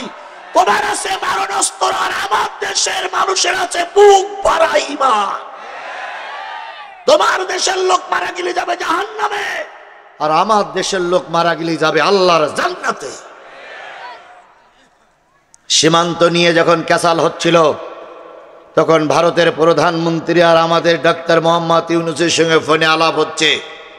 উনি বলছেন যে আগের সরকারের মতন নিয়ম নীতি মেনে চলেন, কোনো সমস্যা হবে না। ডাক্তার মোহাম্মদ ইউনূস বলতেছে, দাদা আগের মতন এখন আর মনে করার সুযোগ নাই। আগে যিনি ছিলেন তিনি ছিল আপনার গোলাম, কিন্তু এখন 18 কোটি মানুষ আল্লাহর গোলাম। 18 কোটি মানুষ না খেয়ে থাকবে, প্রয়োজনে কাপড়ে নিয়ে সীমান্ত এলাকায় যাবে, তবু তোমার মতন দাদার কাছে আমার দেশের লোকের মাথা নত করবে না, করবে না, করবে না। তখন দাদাবাবু বলতেছে, আপনার এত সাহস হইল কি করে? ডাক্তার মোহাম্মদ ইউনূস বলতেছে, একটা কারণে আমার সাহস হয়েছে। কয় কি? সে কারণটা হলো, যখন আমাদের দেশে শেখ হাসিনাকে নামানোর জন্য আন্দোলন চলছিল, পুলিশ যখন গুলি করে মারতেছিল, যখন ময়দান ক্লিয়ার করতে পারছিল না, তখন আমাদের সাবেক প্রধানমন্ত্রী পুলিশের আইজির কাছে ফোন দিয়ে বলতেছে, ময়দান দখল হয় না কেন? ময়দা দখল হচ্ছে না কেন? দেশ রক্ষা করার ব্যাপারে দুই দলের ভিতরে ফাটল আমরা দেখতে চাই না। আমরা এতদিন মনে করতাম যে জামাত ইসলামের ভিতরে আর চরমনাইয়ের ভিতরে মনে হয় একটা দ্বিধাদ্বন্দ্ব শুরু হয়ে গেছে। কিছুদিন আগে জামাতের আমির চরমনাই হুজুরির কাছে দিয়ে সাক্ষাৎ করে মোলাকাত করে এসে বললেন যে দুইজনের ভোট এক বাক্সেই যাবে। এরপরে দেখলাম যে চরমনাই হুজুর আবার বিএনপি নিয়ে আলোচনা করছে। আজকে বিএনপি ফখরুল সাহেব চরমনাই হুজুরের বাড়ি দিয়ে হাজির। দুইজনের 10টা সত্যি একমত হয়েছে যে আমরা আর যাই করি কেউ কারোর বিরুদ্ধে বলবো না। দেশ তো এটাই চায়, আমরা তো সাধারণ মানুষ, আমরা তো এটাই চাই। কথা বলেন ঠিক না ঠিক? যদি বিএনপি চরমনাইয়ের বিরুদ্ধে বলে, হ্যাঁ কাপড় দেখেন, শানে নজুল দেখেন, আপনি এখন নিজে বসেই দেখেন। নবীজি যখন মক্কায়, তখন প্রতি শুক্রবার আর প্রতি সোমবার কাবার দরজা খুলে দেওয়া হতো। নেতারা সব ভিতরে যেয়ে যেয়ে মালিকের সামনে নিজের কথাগুলো বলতেন। একটা জিনিস তারা করতেন, যখন কাবা ঘরের ভিতরে যেতেন, তখন কারোর পরনে কাপড় থাকতো না। অরিজিনাল মাল বের করেই যেত। জনগণ জিজ্ঞেস করলো, তোদেরকে একটু লজ্জা শরম হয় না? ওরা তখন কি বলতো জানেন? আমি যখন আসছিলাম তখন কি আমার কাপড় পরা ছিল? তাহলে আল্লাহ আমার কাপড় পুরি পাঠাইনি, এখন আমি কাপড় পুরি যাব কেন? এই কথা বলে ওরা ওইটা কেটে দিত।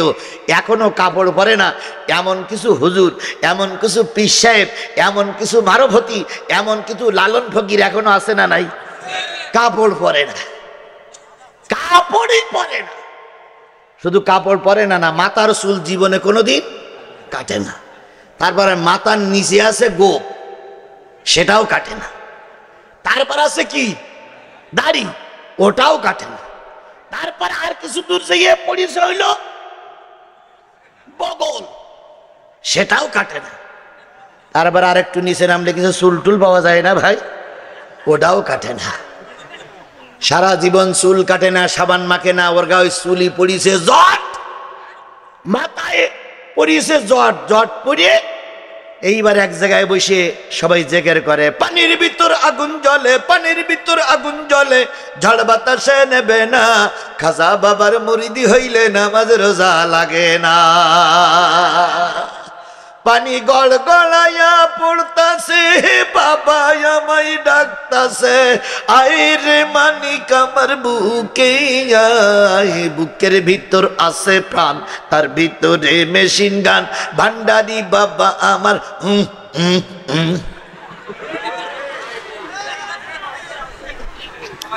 আছে না নাই?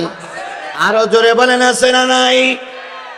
এরপরে ওই পীরের কিছু মুরিদ আছে, ওই মুরিদিরা পবিত্র পানির অপেক্ষায় বসে থাকে। পবিত্র পানি কোন কোন পানি? ওই পীর বছরে একবার গোসল করে। কয়বার? একবার গোসল করে। বড় একটা চৌকিতে বসে, পুরুষ ভক্ত নারী ভক্তরা এসে বাবার মাথায় পানি ঢালে। বাবার শরীর ধুয়ে পানিগুলো যখন নালা দিয়ে ড্রেন দিয়ে চলে যায়, ভক্তরা ওই পানিগুলো কাটাইয়ে মগে করে পবিত্র বালি মনে করে খায়, আর বাড়ি এসে বলে পীরির গোসল করা বরকতের পানি খেয়ে আসলাম। ওরে আমার অভক্ত কুভক্তর দল, একবার চিন্তা করত পীরির কত জায়গা ধুইয়ে আসতেছে। কি বোঝেন না? বোঝেন না? কত জায়গা ধুইয়ে আসতেছে, একেবারে হেড অফিস পর্যন্ত ধুইয়ে আসতেছে না ভাই। এই পানি তুমি যে একটা ভক্ত খাও, তোমার দিলে কি একটু ঘৃণা লাগে না যে জীবনে কোনোদিন গোসল দেই নাই, জীবনে কোনোদিন সাবান দেই নাই, সেই লোকটার বিভিন্ন জায়গা ধোয়া পানি তুমি খাও? তাই বলতেছে তৎকালীন যুগেও এই পাটি ছিল, এখনো এই পাটি আছে না না? তাহলে সব নেতারা কাবার ভিতরে ঢুকতো কি খুলে? কোন সূরা? কত নম্বর আয়াত? 58 নম্বর আয়াত। 58 নম্বর আয়াতের কথাই বলতেছে ভাই।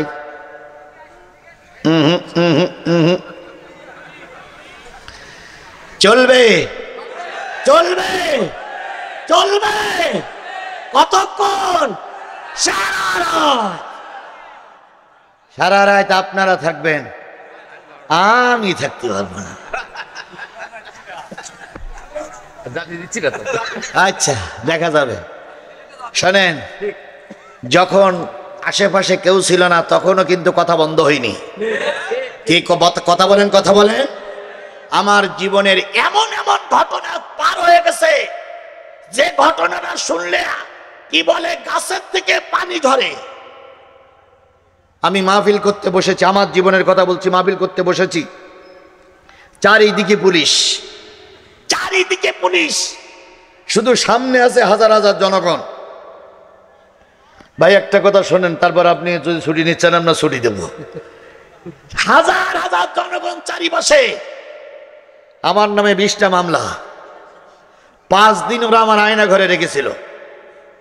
এরপরে বাড়ি ঘর যা ছিল সব ভেঙে দিয়েছিল, পরে একটু মেরামত করেছি, ওদিক যাব না। শুধু এতটুকু বলি, আমাকে চারিপাশটিকে ঘিরে ধরেছে।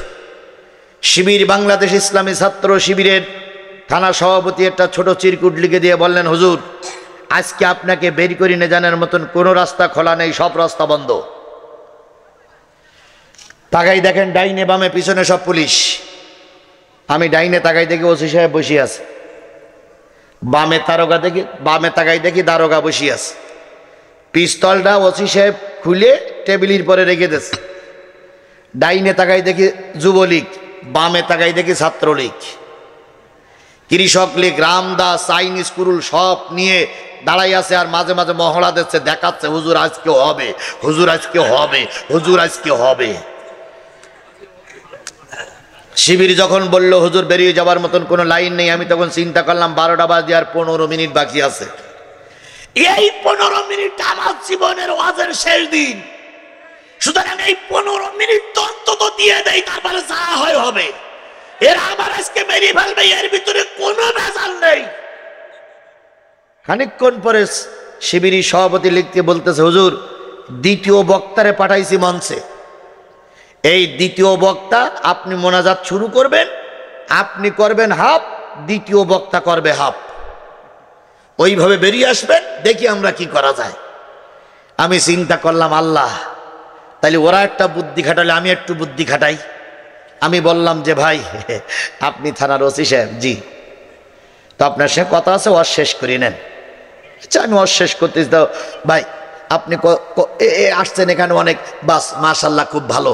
এক পর্যায়ে মোনাজাতের আগে বললাম যে ভাই চোখ বন্ধ করে মোনাজাত করলে আল্লাহ বেশি কবুল করে।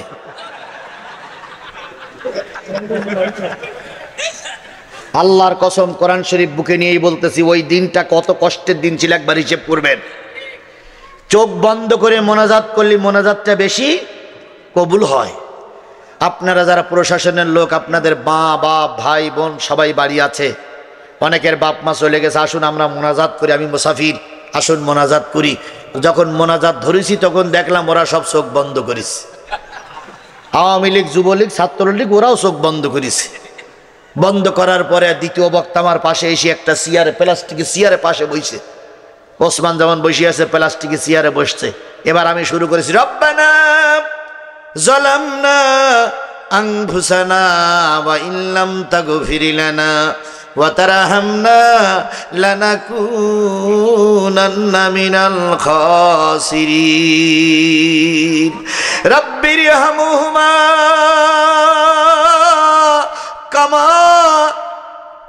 কামা পর্যন্ত বলেছি আমি। দ্বিতীয় বক্তা ডেকে বললাম তুই এখান থেকে শুরু কর। দ্বিতীয় বক্তা বলতেছে রব্বায়ানি সগীরা রব্বানা আতিনা। দ্বিতীয় বক্তা মোনাজাত করতেছে, পুলিশ সব চোখ। সেই ফাঁকে দ্বিতীয় বক্তার পাশ কাটাই আমি চলে গেছি। চলে যাওয়ার পরে এবার লোকজন আমাকে নিয়ে চলে গেল।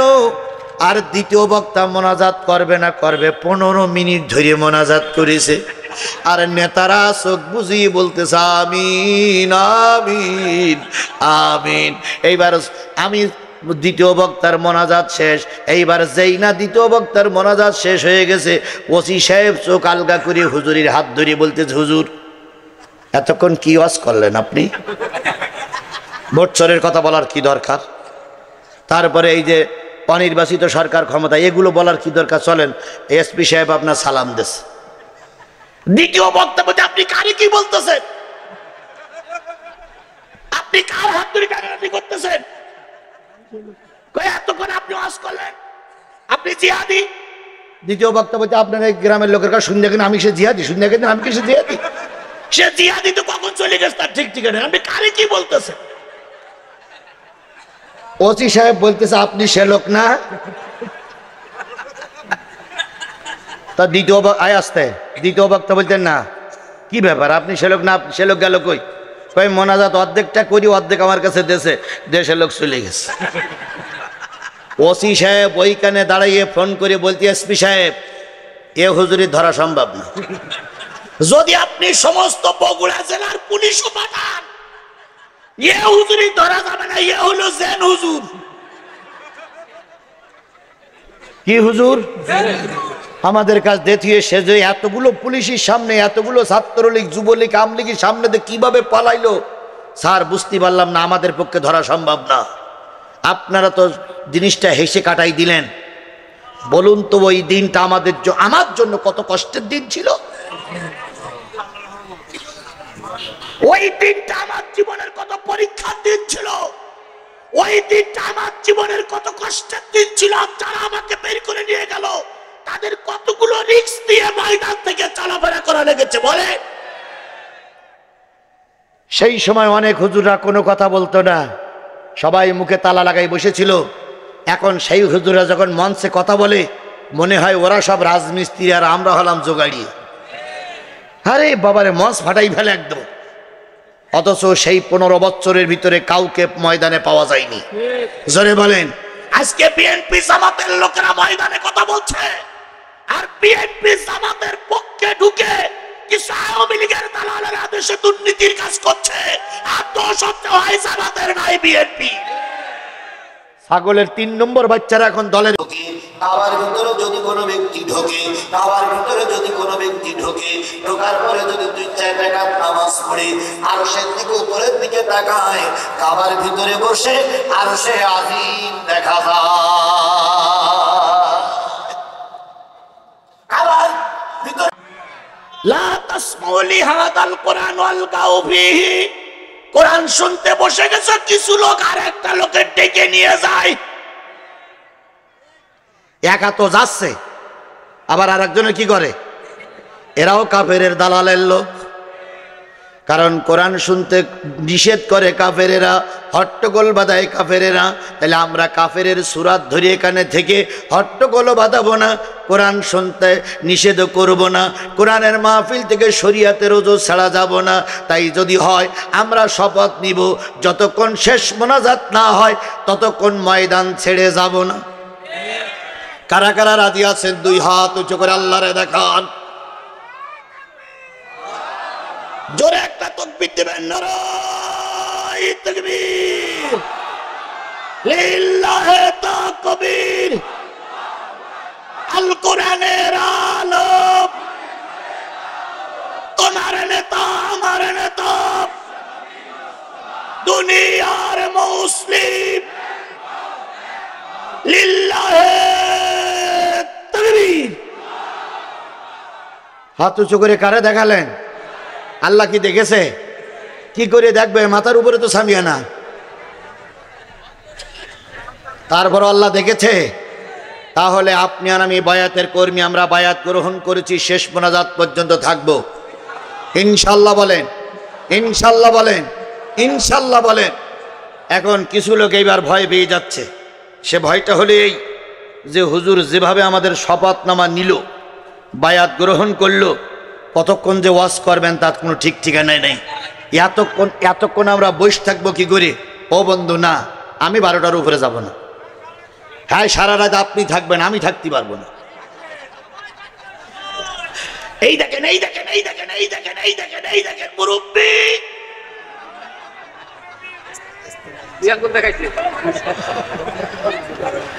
কে মুরব্বি কি বলে? শুধু ঘরে গান মুরব্বি মুরব্বি। এ মুরব্বির কি হয়েছে? তাহলে আর বেশি ভূমিকায় কথা না বলে এখন কোরআন থেকে আলোচনা করতে চাই। শুনতে রাজি আছেন সবাই? আমি আপনাদের সামনে তেলাওয়াত করেছি সূরা নেসা। কোন সূরা? একটা আয়াত, 5 পিটি 8, কত? 58 নম্বর আয়াত। এই আয়াতটা যখন নাজিল হলো, প্রেক্ষাপট, কোরআন বুঝতে গেলে আগে প্রেক্ষাপট বোঝা লাগবে, শানে নজুল বোঝা লাগবে, নাজিলের সময়কাল বোঝা লাগবে, কোন প্রেক্ষিতে আল্লাহ কোরআনের আয়াত নাজিল করেছে এটা বোঝা লাগবে। তা না হলে আয়াতের বুঝ ভিতরে আসবে না। এই আয়াতটা যখন নাজিল হলো, আল্লাহর নবী তখন মক্কারও প্রেসিডেন্ট, মদিনারও প্রেসিডেন্ট। সুবহানাল্লাহ বলবেন না? আর একটু জোরে বলা যাবে না সুবহানাল্লাহ? আপনাদের ভিতরে আমাদের ভিতরে কিছু কিছু লোক কয় ধর্মীয় সভায় রাজনীতি না করাই ভালো। আমরাও একমত, আপনাদের সঙ্গে আমরা একমত। কারণ ধর্মীয় সভায় রাজনীতি না করাই ভালো, কিন্তু রাজনীতি, আপনাদের ওই রাজনীতি আর ধর্মীয় রাজনীতি এক নয়।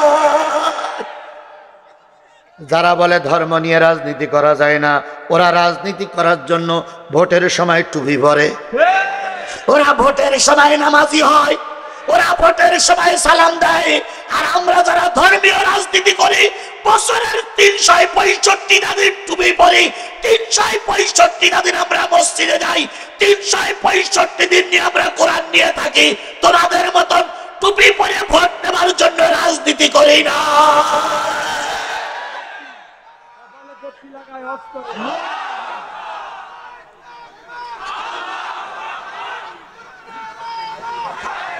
কেউ কেউ বলতেছে, শুনুন, কেউ কেউ বলতেছে ধর্মের সঙ্গে রাজনীতির কোনো সম্পর্ক নাই। মিথ্যে কথা, বাজে কথা, বানোয়াট কথা। যে ব্যক্তি বলে ধর্মের সঙ্গে রাজনীতির সম্পর্ক নাই, ওর কোরআনের সঙ্গে কোনো সম্পর্ক নাই। আল্লাহ রসুল রাষ্ট্রপতি ছিলেন কি না? তাহলে আল্লাহ রসুল যদি রাষ্ট্রপতি থাকতে পারে, তাহলে আমাদের মৌলবীরা রাষ্ট্রপতি হবে। আপনারা তো গাজালা করে কেন? আল্লাহ রসুল রাষ্ট্রপতি হবে, আবু জেহেল কি সেই ছিল? এই জোরে বলেন, আবু জেহেল কি চেয়েছিল? আবু জেহেল চেয়েছিল আমি থাকবো, আমার পরিবর্তে আবু লাহাব থাকবে, কিন্তু মুহাম্মদ কেন জাতীয় সংসদে না যায়? আপনারাও যদি ওই কথা বলেন, তাহলে আপনাদের চরিত্র হয় আবু জেহেল নাই আবু লাহাবের মতন।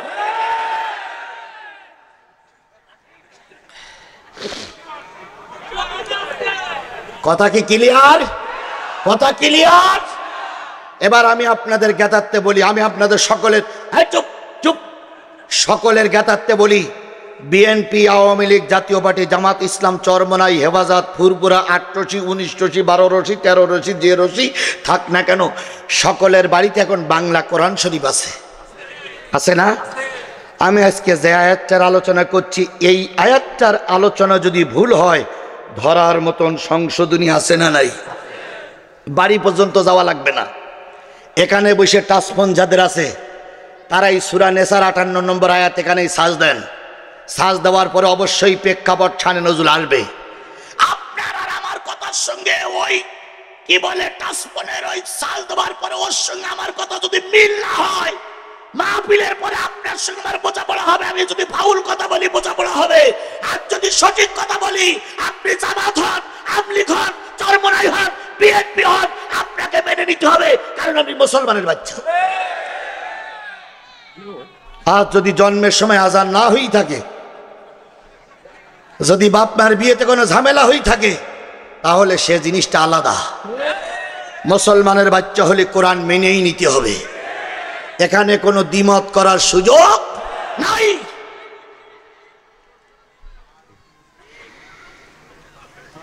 আমি যে আয়াতটা তেলাওয়াত করেছি, এই আয়াতটা যখন নাজিল হলো, রসুল তখন মক্কার প্রেসিডেন্ট, মদিনার প্রেসিডেন্ট। রসুল মদিনার প্রেসিডেন্ট, কাজটা কি ঠিক? এই কথা বলেন, রসুল মদিনার প্রেসিডেন্ট, কাজটা কি ঠিক? রসুল মদিনার প্রেসিডেন্ট, কাজটা কি ঠিক? আমার মতে মনে হয় ঠিক না। যদি বলেন কেন হুজুর, মানুষ আবার রাজনীতি করবে কেন? হুজুর মানুষ লোকের গায়ে ভূ দেবে,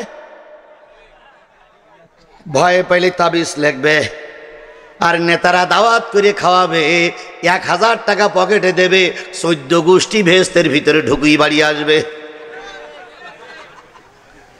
হুজুররা শুধু মসজিদে বসে বসে দোয়া করবে, আল্লাহ অমুকের 14 গোষ্ঠীর জান্নাতে দাও। জান্নাত বোধহয় তোমার মামার বাড়ির আবদার পাইছা, তাই না? যে চাইলে অমনি জান্নাত পাওয়া যাবে। আমাদের সাবেক বাইতুল মোকাররমের খতিব মুফতি রুহুল আমিন সাহেব বলেছিলেন, জনাব শেখ হাসিনা আপনি জান্নাতি। তারপরে বলেছিলেন যে আপনি কৌমি জননী। আল্লাহর কি খেলা দেখেন, খালেদা জিয়া 13 বছর না 12 বছর জেল খাটলো, দেশ থেকে পালাই যায়নি। খালেদা জিয়া ছেলের নাম হলো না কোকো, কোকোর ভালো, আরাফাত রহমান কোকো। আরাফাত রহমান কোকো মারা গেল, মা লাশের পরে মুখ দিয়ে কাঁদলো, কিন্তু দেশ ছেড়ে চলে যায়নি। কথা বলে ঠিক না বেটি? এরপরে খালেদা জিয়াকে নিয়ে যত ব্যঙ্গ করার মতন সব ব্যঙ্গ করেছিল হযরত শেখ হাসিনা। তারপরেও কি খালেদা জিয়া পালাই গেছে? জোরে বলেন, পালিয়ে গেছে। তারপরে বলেছিল ডাক্তার মোহাম্মদ ইউনুস আর খালেদা জিয়াকে পদ্মা সেতুর থেকে টুস করে ফেলাই দিতে হবে। এটা কত বড় অপমান! ক্যান্টনমেন্টের বাসার থেকে গলা ধাক্কা দিয়ে বের করে দিয়েছিল সাবেক মন্ত্রী, সাবেক প্রধানমন্ত্রী। কথা বলেন ঠিক না বেটি? তার বাসার কারেন্টের লাইনে তার কেটে দিয়ে, তা থেকে পানির লাইন বন্ধ করে দিয়ে, রাস্তার সামনে, বাড়ির সামনে বালুর ট্রাক বালু দিয়ে তার গতিবিধি বন্ধ করে দেওয়া হয়েছিল। তিনি কি দেশ ছেড়ে পালাই গেছে? আমরা জানি বাংলাদেশের সবচেয়ে বড় মুনাফেক হচ্ছে হোসাইন মোহাম্মদ এরশাদ। এর চাইতে বড় দালাল, এর চাইতে বীর জাফর বাংলাদেশে আর একটাও নেই। যদি বলেন কেন, শেখ হাসিনা 15 বছরের ক্ষমতা ছিল এই এরশাদের কারণে।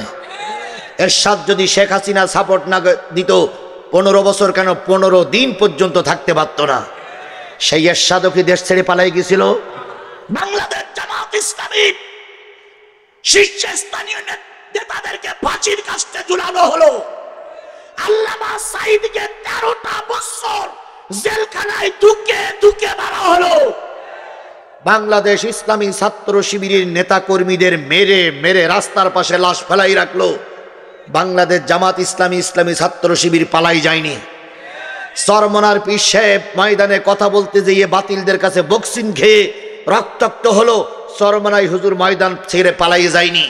আর ওনারা প্রায় বলতেন আমরা পালাই না, আমরা পালাবো না, আমরা পালানো জাত নই। ফখরুল সাহেব আপনার বাসায় একটু জায়গা দিবে? কথা বলেন, কথা বলেন, কথা বলেন, কথা বলেন। অথচ তারা এক ধাক্কা খেয়ে বিমানে উঠে পালাই চলে গেছে। সুতরাং আমি যে জিনিসটা বোঝাতে চাচ্ছিলাম সেটা হলো, আপনি যত অহংকার করবেন না কেন পতন তত নিকটে চলে আসবে। আল্লাহ আমাদের অহংকারের হাত থেকে মুক্তি দান করুক। তাহলে আয়াতটা যখন নাজিল হলো, রসুল তখন মক্কারও প্রেসিডেন্ট